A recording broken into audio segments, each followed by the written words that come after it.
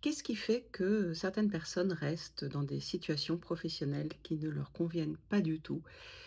Et je viens de voilà, d'avoir 2 séances de coaching, une avec, une femme de 40 ans et une autre avec une jeune, femme de 22 ans, lors de son premier stage. Et en fait, ce qui les coinçait, c'était cette même croyance que on doit rester, 2-3 ans. Alors pour un stage, si on doit rester 6 mois au moins, pour que ça ait de la valeur, parce que sur le CV, ça fait bien. Mais alors pas du tout, voilà, moi j'ai pas du tout cette croyance-là et je le vois pour moi, mais je le vois aussi pour plein d'autres coachés. Quand on est dans un environnement qui nous convient pas, ben, on désespère, on a encore moins, confiance en nous. Cette jeune stagiaire, bah, elle commençait à se dire que le monde professionnel n'était pas pour elle, enfin voilà, n'importe quoi. Alors qu'elle est dans un environnement où elle a aucun signe de reconnaissance, on lui dit que quelqu'un lui a dit que son travail ne servait à rien, elle a pas de point avec sa chef, elle est toute seule dans un bureau. Déjà, elle a tenu 4 mois, il lui reste 2 mois à tenir. Bon, après si elle décide de rester, très bien, hein, sa vie va pas être, foutue, et si elle décide de partir, tant mieux, elle ira faire autre chose, et retrouver de la confiance en elle. Parce qu'en fait, on peut perdre de la confiance. Et cette jeune femme de la quarantaine, lors d'une première séance de coaching, voilà, elle restait, au moins 3 ans, alors que c'était des voilà, elle a vécu ça plusieurs fois, c'était enfin, pas tant, enfin, une fois en tout cas où vraiment ça la coinçait et elle était pas bien du tout. Et vraiment, c'est se donner cette permission de partir quand ça va pas, quoi. Vraiment, on a le droit de partir. Et sur le CV, soit on met pas l'expérience, soit on la met en assumant qu'on s'est trompé. Alors pour le stage, que ce soit 4 mois ou 6 mois, voilà, il n'y a pas une grande différence.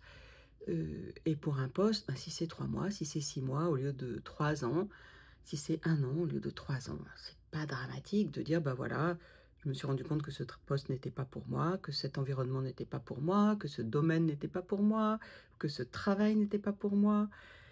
Et du coup, bah, j'ai appris que, voilà, ce qui m'allait, c'était plutôt ci, c'était plutôt ça. Donc on n'est pas en échec quand on fait des apprentissages. Bon, ça évidemment, vous le savez, voilà, c'est le bon sens qui le dit, et c'est comment après on le vit, comment on se donne cette permission de pas rester quand ça va pas. Alors, avant de partir, idéalement, c'est de faire une demande, de regarder ce qui peut changer. Ou parfois, voilà, c'est pas la peine, ça peut pas changer parce que vous avez pas le poids, le pouvoir, l'impact de faire changer les choses, et juste de partir si évidemment ça ne vous met pas en danger. Si vous avez de la sécurité financière par ailleurs, oui, là vous pouvez partir. Et comment partir? Donc partir en disant, «Vous êtes tous nuls», non. Partir en disant: «Oh, je suis trop nul», non. Partir en disant: «Ça ne me convient pas». Et parfois vous pouvez même mentir, en disant, «Ah, on me propose, une opportunité, que je ne peux pas refuser, donc je décide de partir pour ça». Personne ne va vous en vouloir, parce que si vous êtes pas bien, ça veut dire que, ben, a priori, ça marche pas tellement pour les autres non plus. Ils vous veulent pas tellement non plus. Donc vraiment, vous avez le droit de partir. Et aussi, vous avez le droit, voilà, d'aller explorer, parce qu'on peut pas forcément savoir tout de suite ce qui va nous aller. Sur le papier, ça peut être formidable, mais dans la réalité, beaucoup moins bien. 40 des recrutements, même avec des experts, des professionnels, des chasseurs de tête, ne fonctionnent pas. Près de un recrutement sur 2 ne fonctionne pas. Voilà, donc donnez-vous cette permission, hein. Si vous voilà, si vous partez dans 40 de votre stage ou de votre job avant, 3 mois, avant 6 mois, c'est pas un échec, c'est juste normal, quoi. C'est que sur le papier, c'est bien, en entretien, c'est bien, puis dans la réalité, c'est pas ce que vous pensiez, et c'est OK.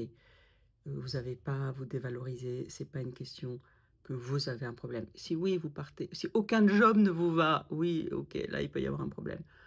Mais voilà, si c'est 1 sur 2, vraiment, allez chercher un environnement qui vous convient, où vous êtes dans votre zone de génie.